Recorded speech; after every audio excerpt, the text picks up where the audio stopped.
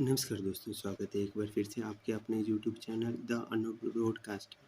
दोस्तों, इस वीडियो में आज हम एक आर्टिकल के बारे में चर्चा करेंगे। ये आर्टिकल AIBEA के farmer vice president Shri PS Sudarshan के द्वारा लिखा गया। इस आर्टिकल का मेन स्लोगन है, come September each year we recall and remember a glorious glittering chapter when we pushed back India's prime minister and made him reliant and restored justice proper. So दोस्तों, इस article में इन्होंने बताया है कि जब 1954 का टाइम चल रहा था, उस समय भी जब वेज रिविजन्स की बातें चल रही थी, तो उस समय हमारे इंडिया के प्राइम मिनिस्टर श्री पंडित जवाहरलाल नेहरू जी को मिसलीड किया गया था, उनको कुछ मिसलीड किया गया था।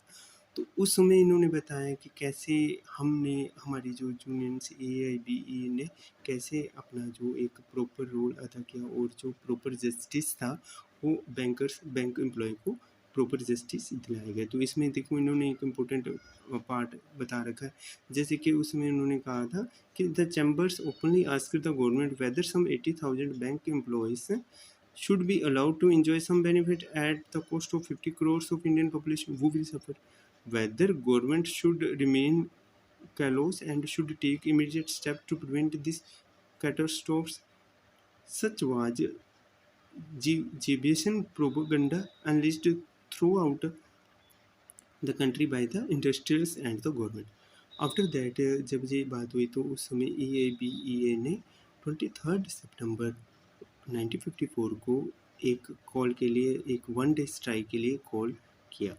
तो उस समय उसके बाद जब 23 सितंबर 1954 को स्ट्राइक कॉल की गई, उसके बाद जब गवर्नमेंट्स और प्राइम मिनिस्टर को रियलाइज हुआ कि ये जो हमें मिसलीड किया गया है ये गलत है, तो उसके बाद गवर्नमेंट ने इस AIBEA ने डिसाइड किया कि 23 1954 की स्ट्राइक के बाद 10 दिसंबर 1954 को इंडेफिनेट स्ट्राइक के लिए कॉल की गई।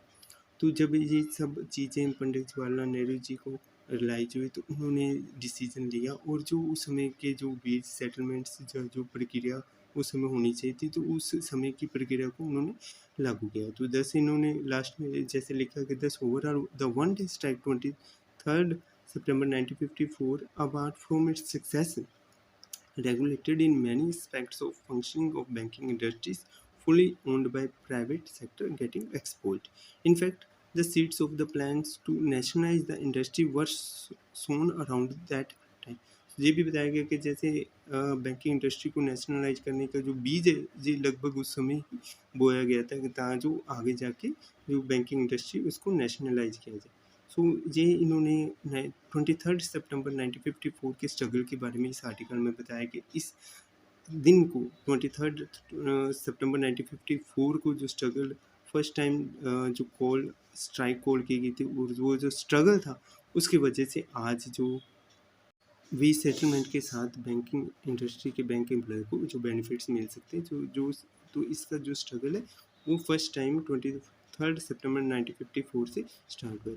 फ्रॉम 24 इन्होंने आगे लिखा, from 23 September 1954 to 19 July 1969 was a period of historical glittering changes for our people.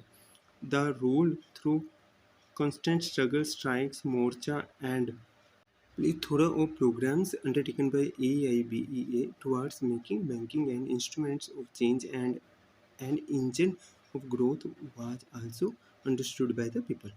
This then is the significance of 23 September 1954. Struggle and more struggles are our vehicle to victory. So दोस्तों, ये थी कुछ 23 September 1954 की history. सो दोस्तों, जो 23 सितंबर बहुत important part है banking industry के लिए, क्योंकि इस दिन सबसे पहला जो स्ट्रगल था बैंकिंग के लिए वो स्टार्ट हुआ था 1954 को।